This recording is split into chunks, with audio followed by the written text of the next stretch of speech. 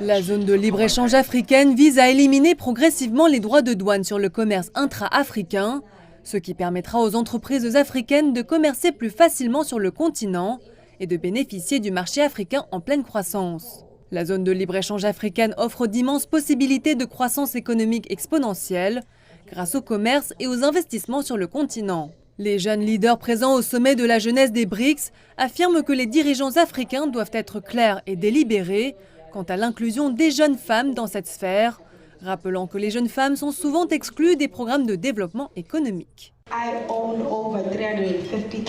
Je possède 350 bovins, plus de 162 chèvres. Je dirige 2 fermes et j'approvisionne presque tout le Zululand rien qu'avec Kinsetiwayu.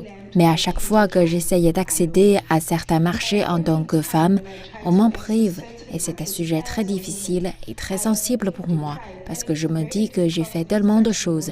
Je me bats littéralement presque tous les jours. J'encourage d'autres jeunes qui veulent faire comme moi. Mais ce n'est pas facile. C'est la loi, c'est l'inégalité et ce n'est pas juste. Il est vrai que sur le continent, les femmes entrepreneurs ont encore beaucoup plus de mal que les hommes entrepreneurs et nous devons combler ces lacunes. Nous devons nous pencher sur cette question. Nous devons en tenir compte et veiller à ce que les femmes et les jeunes femmes aient plus de chances de saisir les opportunités et de participer au commerce. Le sommet a également appelé les jeunes dirigeants à saisir les opportunités qui se présentent, en particulier pour les petites et moyennes entreprises. Dans le cadre de la zone de libre-échange continentale africaine, je pense qu'il faut une méthode ou un modèle que nous puissions utiliser pour que les PME se préparent correctement et soient en mesure d'évaluer ces opportunités.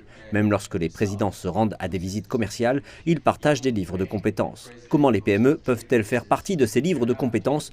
Comment peuvent-elles en apprendre davantage avant même de se rendre dans ces lieux? Le sommet de la jeunesse des BRICS s'achève ce vendredi. Les jeunes dirigeants feront part de leurs préoccupations aux dirigeants des BRICS lorsque ceux-ci se réuniront pour le sommet des BRICS le mois prochain.